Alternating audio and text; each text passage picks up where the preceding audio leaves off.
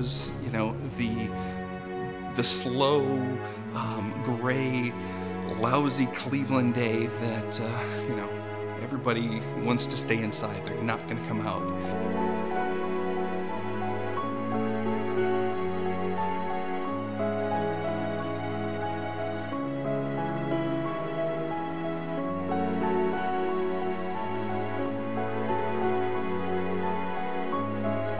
The stunt can still go on in the rain, but it's nowhere near as spectacular. Ted is a 4-time Guinness World Record holder for fire stunts and stunt organization. You know, we can keep them under cover, we can bring them out, we can light them up. But the question is anybody going to be there to watch it? Ted is honored to bring this world record attempt to his home base, Cleveland, Ohio. It hit me to where it was going to be a truly historic, monumental event.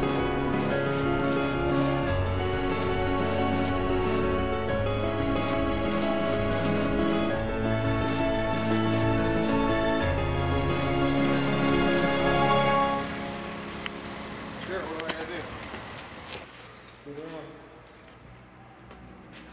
do? We were set up to have the Cleveland Fire Department come and observe the stunt. Ted is there with the bullhorn, basically directing us through the stunt. It's all about standing in the right spot, fueling somebody up, fueling the torch. The Cleveland Fire Department knows Ted's resume. They know the world records he holds, but they've never seen us perform a stunt. And in order to get their blessing, we have to go out in the parking lot and show them. They were impressed, they were excited. We showed them how professional we could pull it off, and we had their blessing. We actually got a permit from the city to have the event right along the river and the flats. And we found out literally the day before that the city didn't actually own that property.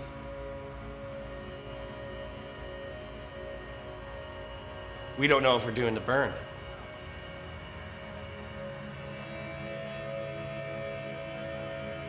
Everything, you know, everything was in doubt at that point.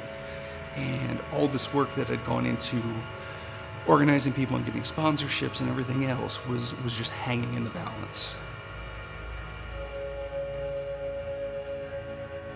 No, we were going to do it no matter what.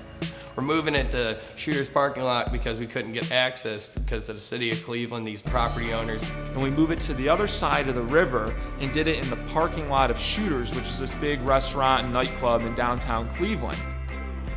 Any stunt and any big event that you're going to do, you're going to have ups and downs with all the principals. We had to get bleachers in, and somehow Johnny pulled these bleachers in from Sandusky or somewhere and set them up. Things get thrown in your path, and I remember John calling me, I think it was the night before, maybe it was the morning of, where they had to change the location. And but you know, that's the testament to John and Ted and the group, but especially John. John's a guy that perseveres. Aside from an unforeseen technical glitch, I was very confident that things were going to come off just as. I didn't question for a second that the event wasn't going to happen.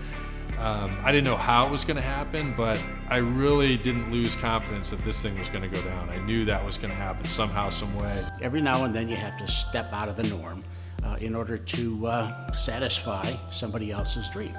We just knew that we were going through with it, and it was really amazing to see all of these people pulled together for this event that was going to be all of 30 seconds. Talk about hot in Cleveland, where there is a new world record tonight for the most people on fire at the same time. This is the perfect example of like people coming together in Cleveland and working together to make a beautiful event happen. Meeting John, understanding who he is, he's a hard worker. He's youth, he's the future of the city. And this is what we have to do. Youth is the future of our country. They don't know that there's cool companies like Hotcards and energetic entrepreneurs like John doing stuff like this. This is a great place to live. It's a great place for business. Anything we can do to promote that in a positive fashion is a great thing.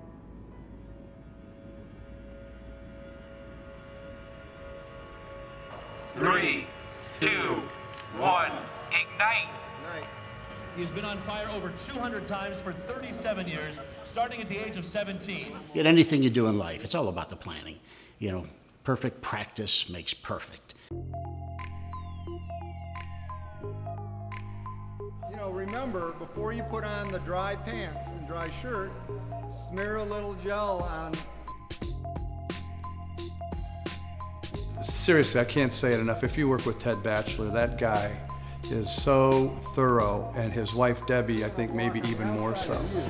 And I'll light the first torch, touch you, and you go down the lane. That they just consider every detail, everything that happened. If you are ready. Because he will throw your butt off of that stunt and get somebody else if you're going to mess around. Everyone join me for countdown. They're like, oh, you have to be here for, you know, your prep, and you have to go over all these instructions. I'm like, okay, this is more serious than I think I anticipated it to be.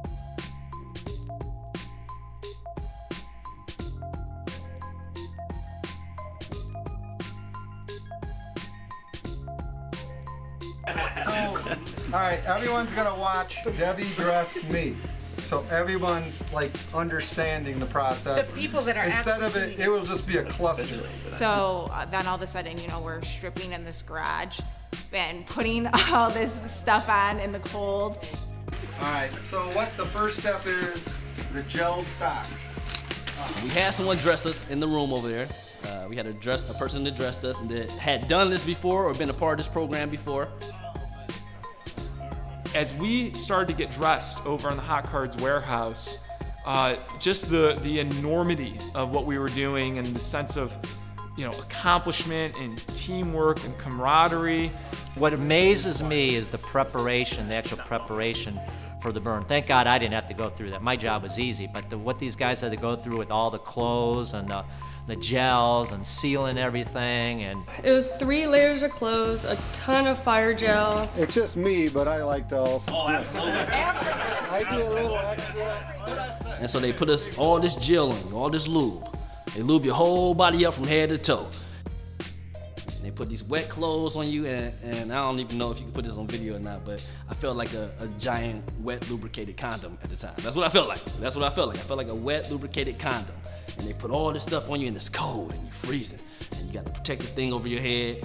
And you're sitting there like this and they put all the clothes on you and everybody's talking to you and just giving you the rules over and over again because they want everybody to be safe. I felt like a badass. I mean, I felt like we were almost like an army or a team. You know, we were doing this together and it was a lot of camaraderie. And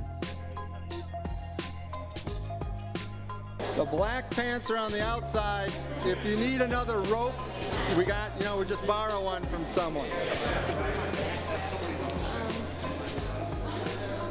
I mean, it's a very methodical, lengthy process, but it's a very critical one because that's the kind of thing that any little thing that you don't do right could come back to haunt you.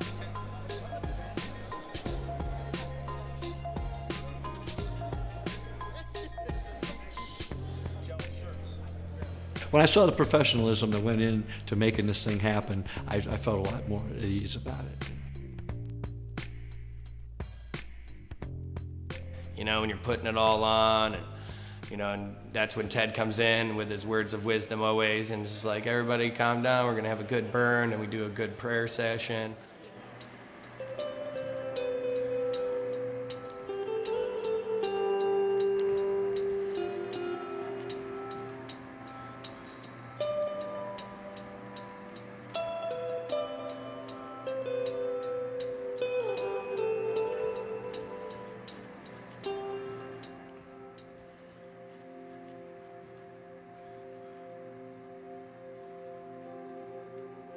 We began walking down the hallway and this very surreal feeling started to come over us.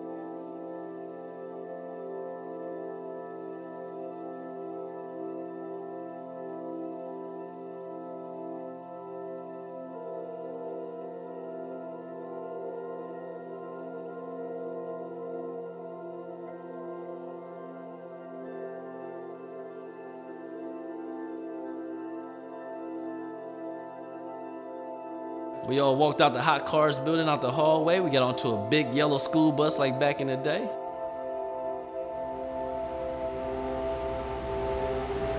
Let's get on the bus and let's get down and do this. And we're loading up these buses, and we give the all clear, and we start driving down Superior Avenue in Cleveland. The Hotcards Design Company organized this Burning River fundraiser down at Shooters in the Flats. Participants wore special gel-soaked clothing to protect them from the flames.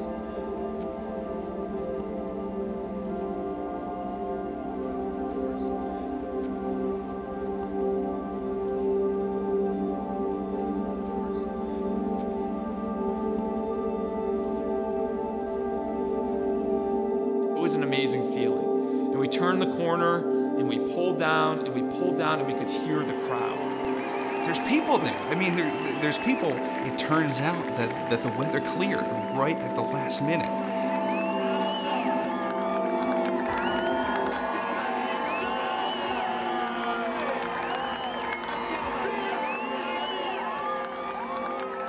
So when I saw the buses coming, I mean, it's awesome. Everybody stared at the buses. We were on a mission trip in South Africa, and I was with my pastor, Mark SIMONE. We had a big 15-hour bus ride between Johannesburg and Port Elizabeth. So I was driving, and he was riding shotgun to keep me awake and talk to me. And he started talking about his dream for Hotcards and how he really believed in this company. And he had only had it maybe 6-7 months at that time. And he said he really wanted to come up with something to make a splash so that Cleveland knew Hotcards was here.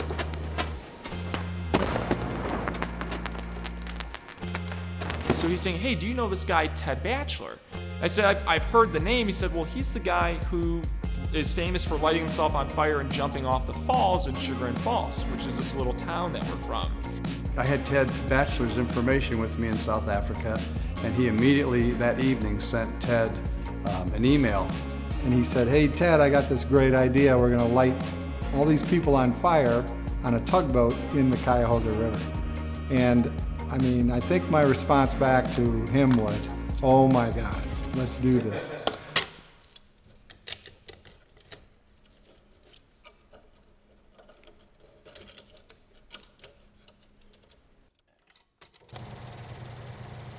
Yeah, I've been doing fire stunts since 1976. When I was 17 years old, I lit myself on fire and dove off Chagrin Falls on a dare and a bet to get money to go to the prom that year. The first time, of course, was the great unknown, although I did have this strange guidance from a dream I had had.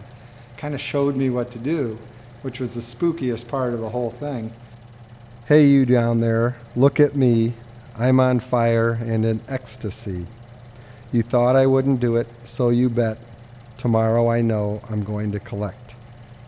I feel a burning in my heart as the tears begin to start. My legs gave a pump getting ready for that jump. I soared in the air and hoped when I hit, my encased brain would not split. My firebird body pounded and sizzled as the fire that once was finally fizzled. Then my head popped up and bobbed around as the crisp, cool falls kept falling down. You thought I wouldn't do it, so you bet, but tomorrow is today. Now I will collect. It ended up working, and I knew the police would be down there, so I had hid clothes under a rock and got dressed in the whole thing and got away from the police. So I knew, common sense-wise, to wear cotton and wool clothing, something that's not going to melt down onto my body or my skin. So I always say I used common sense, and many people argue, you know, why would you light yourself on fire? Saying you used common sense. But so that's the basic old stuff. John Gadd. John is a proud representative of the love team of Hotcards.com. His hometown is Chagrin Falls and Clevelanders. A derelict from a young age, he's a creative energy and obsessive nature to test the limits naturally has led him to finally play with fire in both coordination and participation in this year's Guinness World Record attempt. They're introducing us one by one. We're unloading, and people are applauding and cheering, and we get lined up, and it was showtime. It was just showtime. And I remember that countdown like it was yesterday. 9, 8, 7. That's when your heart starts skipping a beat. You know, you're like, da-da, da-da, da-da.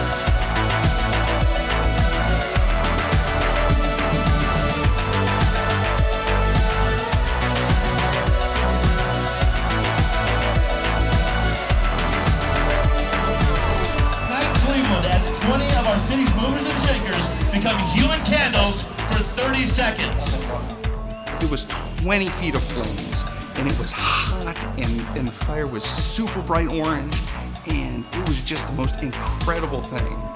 The only people I could see, and really the only people I cared about in that moment, were the other 20 people on fire with me.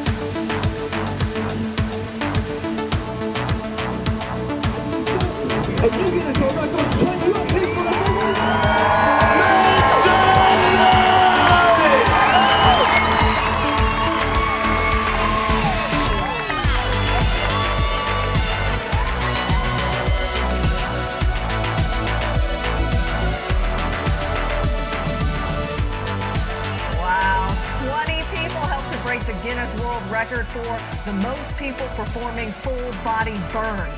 The Hotcards Design Company organized this Burning River fundraiser down at Shooters in the Flats. The burners walked around on fire for about a minute before getting extinguished. For them, it was a thrill of a lifetime. It just proved that we could build an incredible team and we could accomplish something that we had a lot of people saying we couldn't. To raise money for charity and set a new Guinness Book of Records for the most people performing full-body burn. The most people performing simultaneous full-body burns was 21, and it was achieved during an event organized by Hotcards.com and Ted Batchelor with yours truly, Mike SUPERPIMP. There is a new world record tonight for the most people on fire at the same time. 21 people on the streets of Cleveland covered in flames. 21 people were engulfed in flames for more than 30 seconds over the weekend. We set ourselves on fire. Before LeBron said he was coming back, we set ourselves on fire. That's big for the city, baby. The world record goes up in flames, literally, as a group of danger seekers in Cleveland are lit on fire. 21 people were engulfed in flames. The Cleveland Food Bank and the Brick by Brick organization, big winners because of it. My wife posted on Facebook that this just made Ryan's life, which is probably pretty accurate. So we got it for the city. And for nothing else, Cleveland is in the record books.